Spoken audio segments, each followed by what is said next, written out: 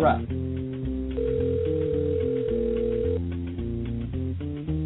Hello? Jerry. Yes, sir. This is Jerry Jarrett here? Yes, it is. Well, good, Jerry. This is the Honky Tonk Man. Well, not really. You don't know me as that. Well, yes, I sure do. I've been a fan from the day you went to WWE of the Honky Tonk Man. Well, I tell you, I've been like a kid in a candy store all week when you said you were going to come on the show, and I didn't write any notes down because I said, to heck with it. There's no notes that can describe all this that we can talk about, and there's nothing that I don't already know what to ask anyway. And I played that Johnny Cash intro because I knew that at one time you lived across the lake there from Johnny Cash.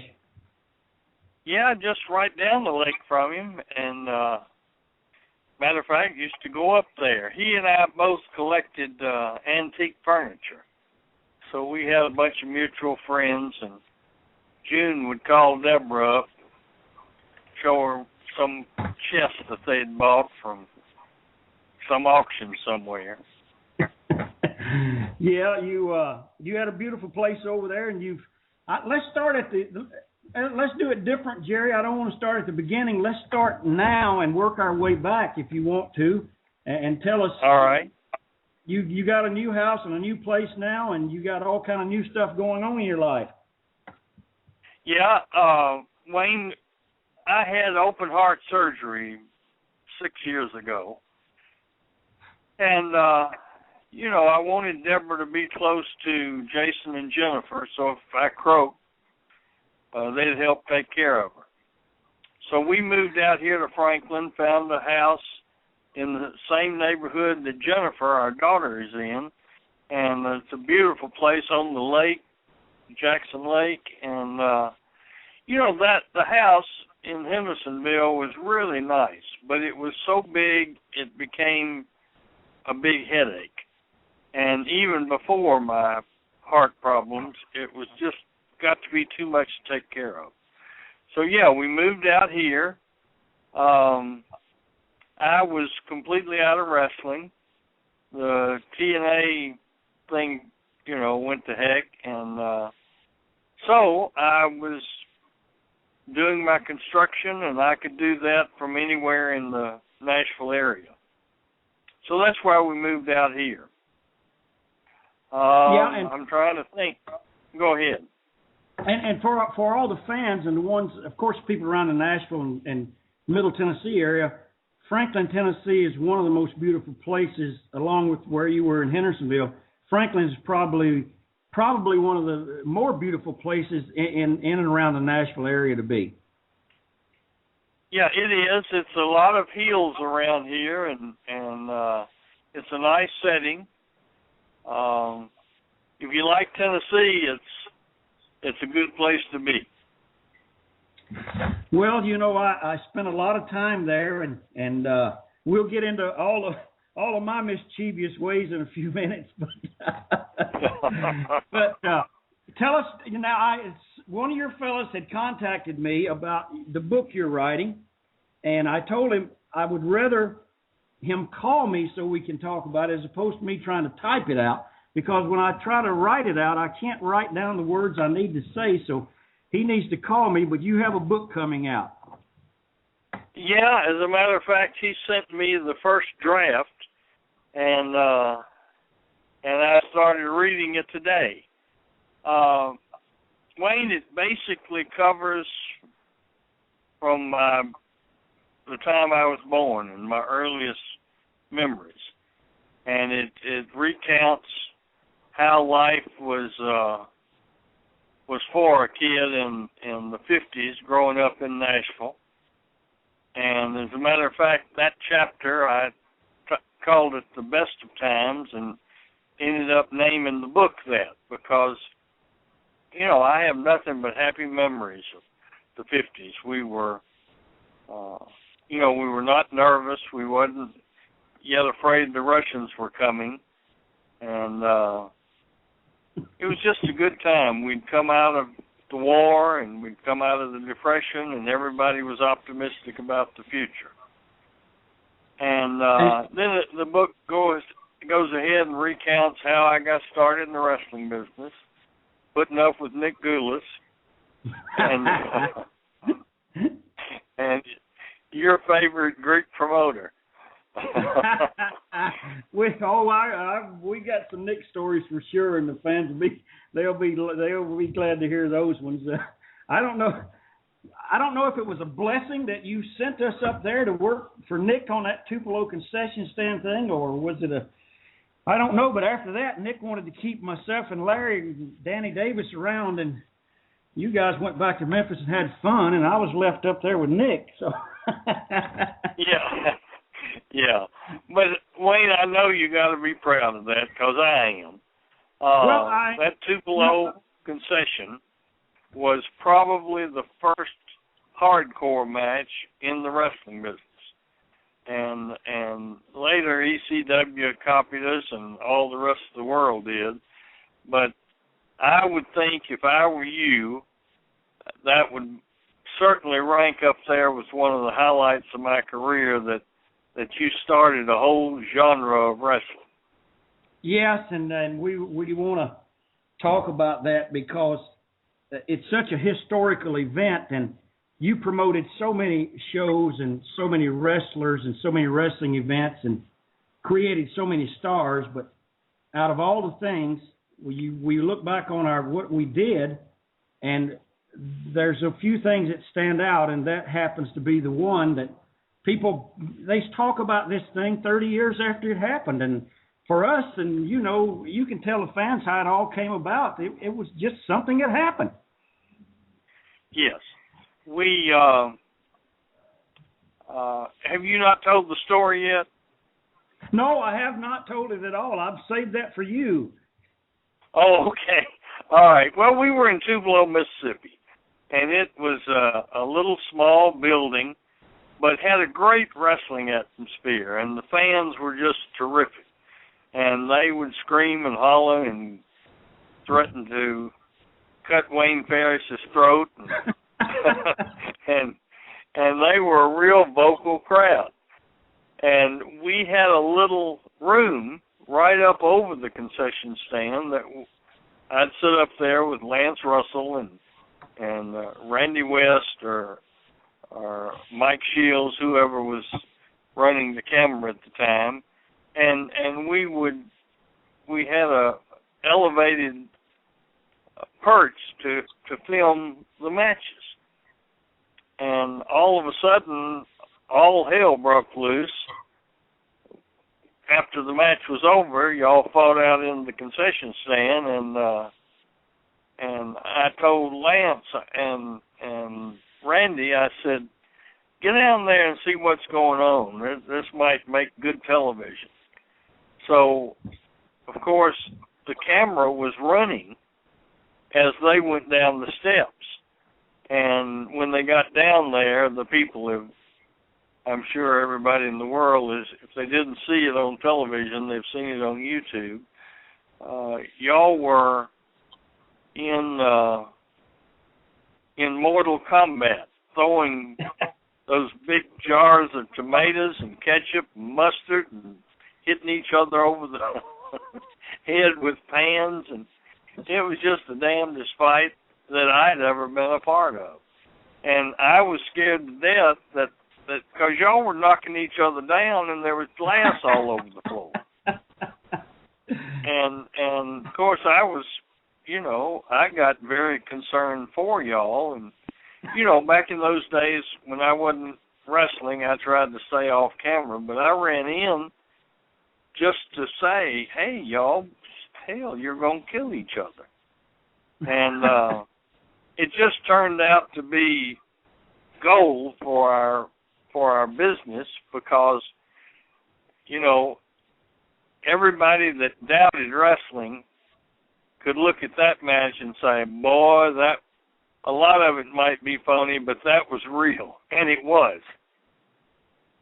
Yes, and you're right. You had your two top stars, which was, of course, Jerry Lawler and Bill Dundee, defending their tag team title belts against us two young upstarts, and people hadn't seen us really before, Larry and I, because we just came out of Tampa. I was ribbing Jerry Briscoe the other night at the Cauliflower Alley because we had left Tampa, and Jerry wanted to have us on TV, and Jerry said, now, you guys need to do the right thing and come on TV. And Jerry tells Larry, I was listening on the phone, and we're at a payphone. He says, now, I'll work with your partner. I'll work with Wayne, and Larry, you work with Buddy Rogers. And we're shaking our head at each other. No way, boy, because we knew what was going on down in Florida. So we jumped in the car and hauled tail all up toward Atlanta. And Larry called Ole. And Ole says, I can't use you guys right now, but Jerry Jarrett needs a couple guys. And, heck, we made our way to Memphis and shot that angle that Friday night, and the rest is history. Yes, it is. And what a run Jerry, it was. It was probably the most watched, it has been, and the most talked about wrestling angle of all time. Yeah, it certainly is. I'll tell you, any time that I do a radio interview or a news interview, there's two things that I can just count on will be asked. The Tupelo concession brawl and Andy Kaufman. And we must have had, 10,000 matches? But everybody wants to talk about those two. Yeah. The Tupelo concession stand, for the fans out there, if I remember correctly, Jerry, the Fullers were all there and had kind of doing their thing in the territory and decided they would up and leave, and kind of left you stranded with myself and Larry and Bill and Jerry and Tommy and Eddie Gilbert. Eddie Gilbert was just starting, and of course your father-in-law Eddie Marlin and Buddy Wayne Peel, and they all came out of retirement, and everyone joined together after that Tupelo angle, and so turned away crowds for months and months at a time. Years at a time. Yeah. It was really phenomenal, Wayne, and you were a part of it. And in those days, it seemed like that we just couldn't make a mistake. Whatever we did seemed to be right. I was going to ask you, because the fans always ask me, the secret to something that really works, and I've never been able to come up with an answer to why something worked or it didn't work. Or we, like you said, we had the match, broke into a fight, fought all the way back, destroyed the building. Poor old Eddie Marlin, who was, gosh, what was that promoter's name down there that had the wife that was Herman Sheffield. Herman Sheffield was in there, and he was like, they're going to tear my building down. Oh, yeah. I had to pay him several $1,000s. I know. But you know what? The following Friday night, they turned to me, and it's like 5,000 people waiting outside to get in. Oh, I know. It was incredible. And we took that tape, and every place we showed the tape, we sold out. Yeah, and it's like I said, if someone asked you what made it work, I don't know that you could explain why it worked. It just did. Oh, I can explain why it worked. There's been a whole lot written, and of course I love the compliments, and it makes my chest swell up with pride when everybody talks about that I was this genius booker. And the truth is, and this is not the first time I've revealed this, the truth is I was smart enough to spot great talent and then let them do their own thing. And today, that's why the fans, I'm sure you've had 1,000 fans or maybe 10,000 fans come up to you and say, I just don't like wrestling like I used to. Yeah. And I think the reason for the success back then, and when you draw packed houses to sellouts for 15 years, that's success. And I think the reason is that, and you were there, I didn't do a whole lot of managing or supervision. I would just say, you guys know what you're doing out there in the ring. I'd like to have a return. And you would tell me an idea, or Lawler would tell me an idea, or Dundee, or Dutch Mantell. And I was just blessed to have the greatest assemblage of talent that there's ever been at one place at one time. And I was going to talk. Go ahead, Jerry. No, I said that's the secret of why that worked. And there's no way in the world, if anybody watches that, and you will see it, there's no way for anybody to choreograph that match. No, it's absolutely impossible, and it wasn't choreographed. And people say, how did you guys do it? We just went and did it because you gave us the green light, and you always did. And I want to, maybe we'll take a quick break and come back, because I want to talk about what you just said about the talent you had and how you micromanaged as opposed to some of the promoters who were major managers. And I want to talk about the stars you created, because there's a whole list of them that the fans don't know about. Can you hang on for about 2 minutes? Yeah. Yes, I sure can. Just holler at me when you get back. Woo! Woo! This is a nature boy. Woo! And I'm going to, listen to Shake, Rattle, and Roll with, Honky Tonk Man. Woo! I'm going to have my clothes stripped off. Woo! I'm going to show my saggy ass to the world. Woo! Where we going to party tonight, Arn? Woo!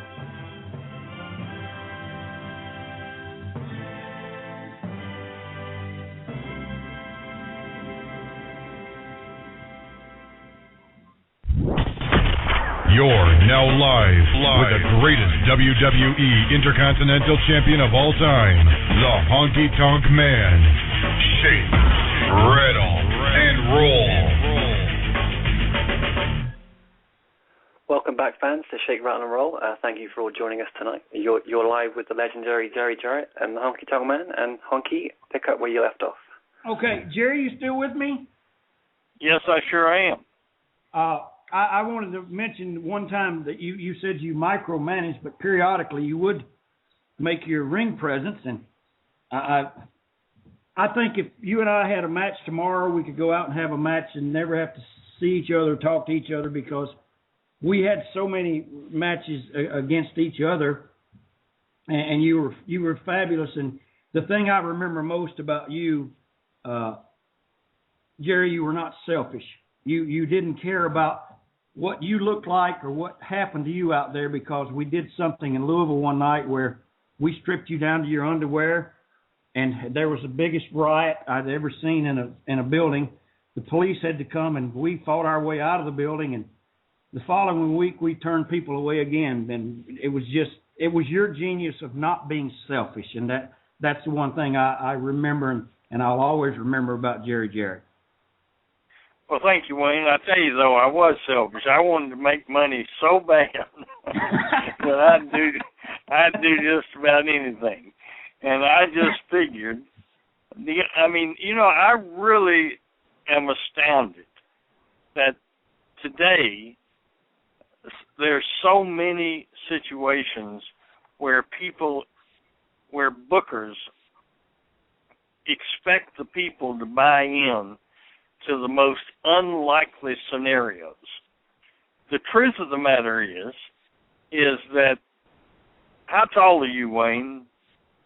6'1". 6'1" or 2". I was 5'9". That's right. And you were a big brawler, and I'm a little guy. And there's been a few times that a little guy beat up a big man, but it's very few. And so I just said, it's not logical for me to manhandle everybody.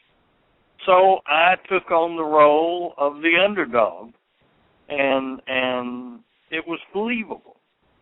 And we drew a lot of money because I would surround myself in tag matches with butt kickers like Tojo Yamamoto and Jackie Fargo. Yes. And so we just tried to be, as you know, as logical as possible. And then when you have a territory full of ring generals, and when I look back on it, I mean, to the fans that don't know, a ring general is a guy that goes into the ring with a greenhorn and leads him through a match so that the people don't know that the greenhorn is a greenhorn. Absolutely. And I was fortunate enough to have a territory full of ring generals.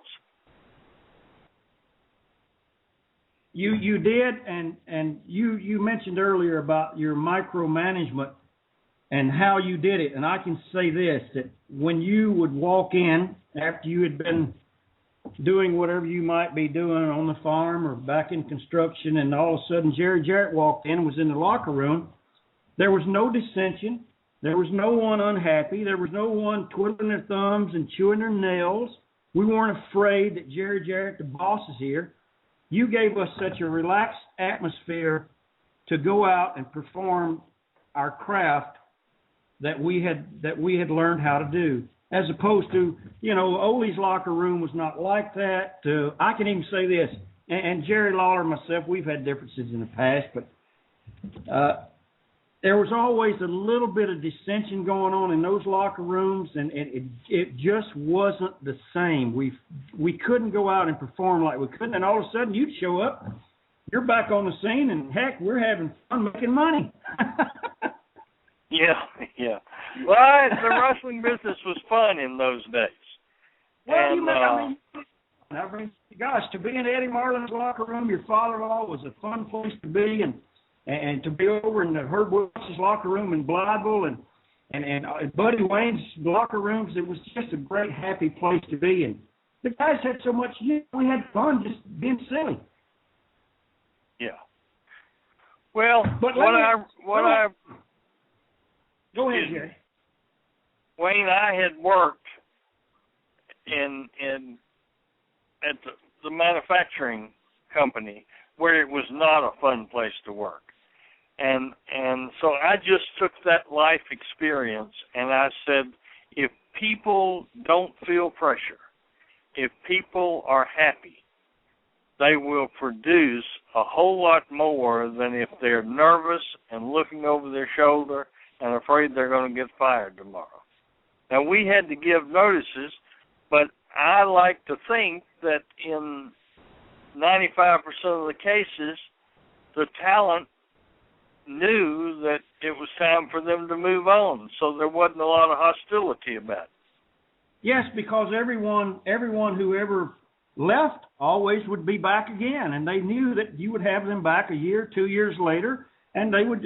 It was one of those cases where, of course, the talent has to move on, and that's the nature of the business. But I can tell you right now, from my last experience, and nothing against what Vince and those guys are doing, he let us do like you let us do, and, of course, we had a great run up there with him. Consequently, now it's totally the opposite. These kids are so afraid that the next move they make, if they miss a word on a script, they're going to be fired. And I cannot. Jerry, I went back there to induct Coco in the Hall of Fame. They asked me, do I need a script to read? I said, I've known this guy for 30 years. I don't need a script. Isn't that something? Well, let me tell you something. As you know, Jeff and I started TNA, the wrestling company. Right. And I didn't want Jeff to be a typical promoter's son, so I deferred to him from the time we started. But I walked in to the very first arena, Huntsville Arena, where we had our first pay-per-view. And I saw the ring full of 30 guys. And I watched them for a few minutes, and I walked over to Jeff, and I said, what in the hell are they doing? He said, oh, they're rehearsing their moves. I said, they're rehearsing their moves. What if the fans don't like the first two? Do they go ahead and do number 3 and 4? And Jeff said, yeah, the business has changed, Dad. You'll have to get used to it. And I never did get used to it. And, of course, Vince is incredibly successful, but TNA is not. And part of the reason is that their bookers and writers and whoever they have doing it will not. They might have a great talent like we had and never, ever spot him because somebody else puts words in his mouth and somebody else lays out the moves for him to make. And if they miss a move, they just go on like a robot. And I don't like that. And it caused pressure on me from that first event, emotional. Because, you know, I grew up in the business, you and I know, and what we're talking about. Yeah, you can't, and you made a key point, and I do a lot of seminars around the world to these young kids and training seminars, and I talk about, well, if you miss that one spot or you miss the second spot, you guys are going to be lost. And they come back to the locker room sometimes, and they will say, gosh, we really hit that spot. We really did that one. They never mention the fans. I say, well, what did the fans think about the spot? Oh, we don't listen to the fans. Well, you just did the match for yourself then, not for anyone else.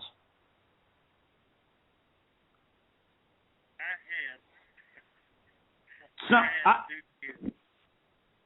come to me, Wayne, in that same situation, and they asked me, how was did you enjoy our match? I said, it was the shit. They said, why do you say that? We hit every spot. I said, yeah, except the fans never one time got excited about your match. One of them came to me the next week and had a copy of a newspaper, I think it was the Court, and said, last week you said you didn't like our match. They got it here, it was a 4-star match. I said, a 4-star match? What in the hell does that mean? And then they explained to me, well, they rate all the matches. I said, well, good. It's a good thing that we don't have to come back next week and depend on the box office because they wouldn't make your payday. Anyway, it's a different business today. It is, Jerry, but it's still the same business, though. It's still the same. I don't care how you cut it. When it comes time to sell tickets, they go back to the basics. Yep, sure do. And I won't. Go ahead. I wanted to ask you now about all the stars that. I'm going to toot your own horn. People don't realize this. You created and you found a guy named Tommy Rich. You made this guy a star. You made me a star. You made a guy named Jerry Lawler a star. Superstar Bill Dundee. You created these people, these superstars, and people say Vince McMahon creates stars. Vince didn't create stars. He took stars that you had already made. Yeah. Yeah. Well, here, again, when I hear you say that, I swell up with pride, Wayne. I really do, and I really appreciate it. But the real truth of it, and if you'll think back, Wayne Ferris made Wayne Ferris a star.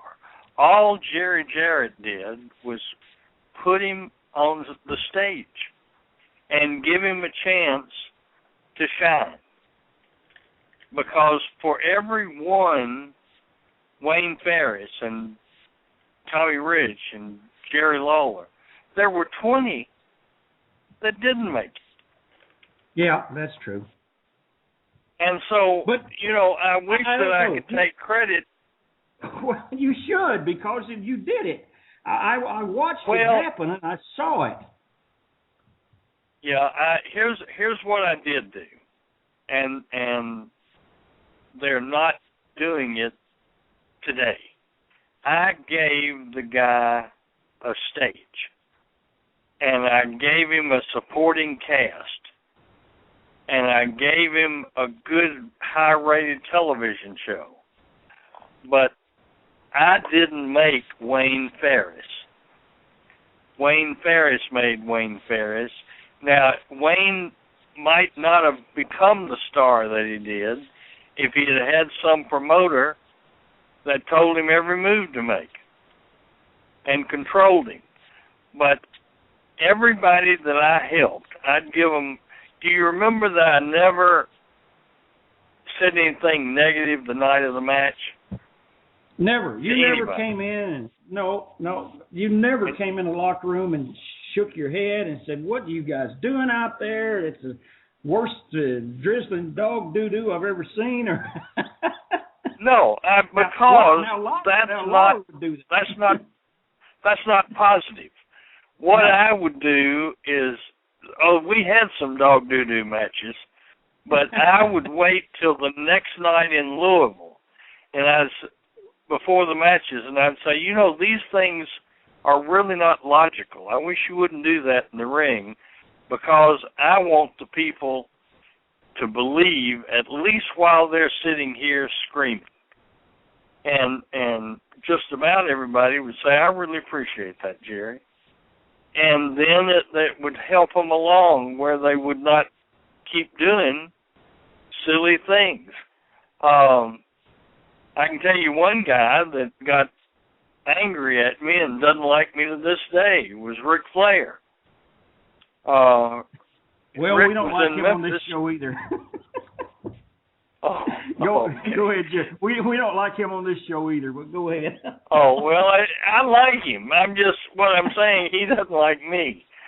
He used to do the phoniest, repetitious, where you throw him into the turnbuckle and he'd turn upside down and fall, and then the next time they'd throw him, he'd turn upside down and roll over.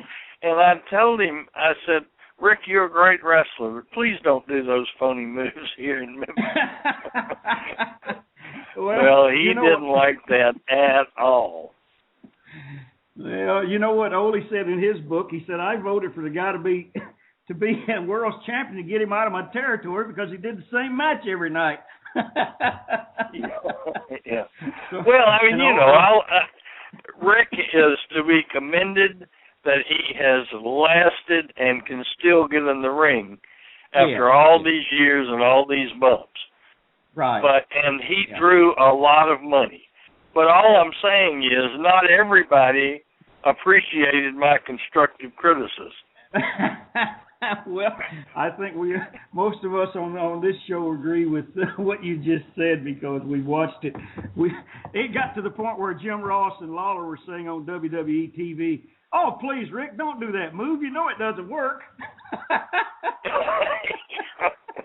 Yeah. Oh, boy. But gosh, you made so many stars, and Tommy Rich. Back to Tommy again. I tell people Tommy Rich was the Hulk Hogan before there was a Hulk Hogan. You sent Tommy to Jim Barnett in Atlanta, and Jim gave him the national format to showcase his talents. And if I've ever seen two guys that worked absolutely positively like each other, it would be you and Tommy. And I had 100 matches with Tommy, and it was just like being in the ring with you. I don't know how you trained him or what you did, but he was a carbon copy of a guy that could go out there and make a heel, let a heel get heat and sell for that heel and crawl and beg and fire back when he needed to fire back. Yeah. Well, Tommy started out, he was friends of my wife. And Tommy started out right out of high school and came out to the farm and wanted me to train him. And so I tested his heart first and made him clean out horse stalls and dig ditches. But when I finally started training him, I said, here's one thing you got to learn. You will, because of your blonde hair and age, you'll be the baby face of the good guy. Remember this, heels draw money. And if you don't make the heel where the people hate them, in your ring. It doesn't matter what happens, who wins, who loses. That's totally irrelevant. What matters is that you convince those people that you're in the ring with the meanest son of a bitch in America. And Tommy understood that. Yeah, and he did. He did a wonderful job, and it's too bad that Hogan didn't stay around long enough when he was there that you could have gotten those things across to him. But he wanted to be a heel back then, and be the bad guy. And I always knew that he could. He would have made it if you could have taken him for 6 or 8 months there and made him one of the great good guys. His career would have taken off long before it did. I mean, he didn't have to go into the Rocky movie or be up in Vern Gagne's territory doing whatever he was doing. He could have made it 10 years before that. Yeah. Well, he was a big guy, and everybody was offering him a lot of money, so he... Yeah. And I understand that at the time, we were... That's what it's about in this business, making money. Well, yeah, that is, and that's, when Herb Welch trained me, he said I went over to Malden, Missouri, and started over there, and they didn't call them independents back then, Jerry. We were called outlaws. So that little place in Malden, that chicken coop, they were not outlawed to anybody. I mean, if they were, the outlaws were working in the ring and in the locker room. I saw two guys first night there. I saw the booker run down the railroad track and hit a guy over the head with an axe handle. And the next week I was there, this old boy Rooster, you remember from Memphis, pistol whipped somebody. He pistol whipped somebody in the locker room, and I said, "Man, is this what I got myself into? I'm a college kid." Yeah, I know. And then I'll quickly Nick. Nick, you and Nick had split away, and for all the fans that don't know, Jerry Jarrett was the first promoter in the history of the business to give a $50 guarantee per night. And at that point, your phone was ringing off the wall because everybody was trying to get $50 instead of 30 or 40 or 20 that Nick was paying. So, yeah. And then Jim Barnett up to 15. 60. So 15 for Nick. But Nick wanted the angle so bad, the Tupelo concession stand angle, and you knuckled under and let us go up there and do it for him. It did sell out business for Nick. And Nick treated us very, very well. And when I talked to Harley and I talked to different guys, and when I asked Harley Race and different guys how Nick treated them, and they always had great things to say. But now when you work for Nick on a full-time basis, that was a whole different story. Yeah. He would pinch a penny. I'll tell you what, I don't know how he could squeeze that much copper off of Lincoln's head. But and of course Lincoln was on the penny. So, but I went there then and worked for Nick, and it was like every Wednesday we got paid, and every Wednesday I'd quit. And Nick was, of course he would curse and tell me to get out of the office. And by the time I got to my car, he was standing at the door saying, "Oh, come on back in here, boy." So he'd give me 20 more bucks, and I'd be happy, and I'd come back and make the towns. Yeah. He did tell me one thing, Jerry, that I've always remembered, and I even said it yesterday at the grocery store. Somebody said, "Mr. Ferris, you just saved $6 and something cents on your groceries." I said, "Yes. It's not what you make, it's what you save." And Nick said that to me once when he gave me a $20 payoff. I said, "Nick, I can't live on this." He said, "Son, it's not what you make, it's what you save." Yeah. And for that piece of advice, I will always be grateful. Yeah. And I did, and I was fortunate enough to save. I said, "This is it." He's already told me what's ahead of me, so I started saving. Yep. But is anything, Jerry? What do you got? You got a radio show you're going to start now? Yeah, on here. There's an FM, the number one station, as a matter of fact, in the Nashville market, is 104.5 The Zone.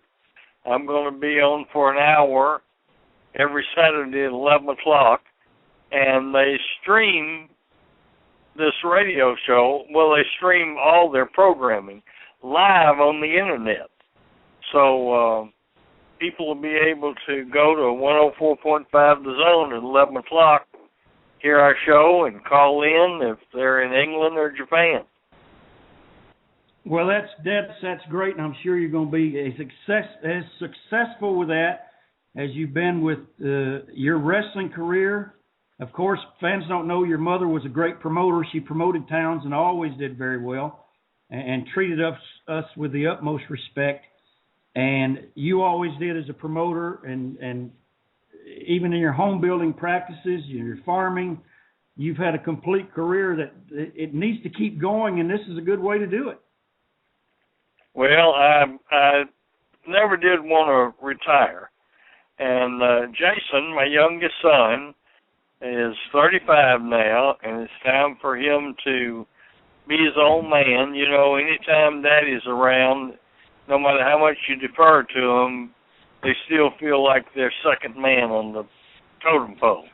So I'm selling Jason my construction business, and I'm doing some little projects that I've always wanted to do. Now, don't forget, you promised to be a guest on my show. Yes, absolutely. You better believe it. I'd be more than happy to be there and take the callers. And we didn't take any callers tonight because you and I got so busy talking about the good stuff. Yeah. Well, you know what? We're going to have to talk again because I know that you and Jerry have had your ups and downs and you've kissed and made up. But over and over again.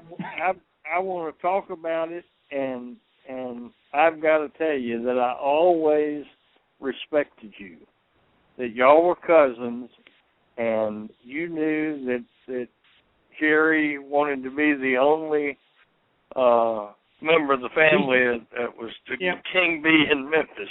And you took that well and handled yourself well. And sometimes that's a whole show in itself. We need to talk about that. Yes, about our mother's fried chicken. That's another angle you did. Well, see, I was involved in this soap opera from both sides. So some of the stories that I would hear, I said, that'd make a good angle. and you worked it. You did it very well, and I have to say that it carried on in the further down the line than the fried chicken. I can tell you that. But Jerry, you've been such a wonderful guest, and I've had so much fun with you, and it's been the best 45 minutes that I can ever. We can't duplicate it unless I do it on your show. Wayne, I've had fun and wouldn't take anything from it. We shouldn't go so long without talking. I'm going to start giving you a call other than the radio show. I expect you to come out to Phoenix someday and us sit down and have a little powwow. All right, I'll do that. Thank you, Jerry, for coming on. The fans will really appreciate it. We thank you so much. Thank you. Bye-bye. Bye.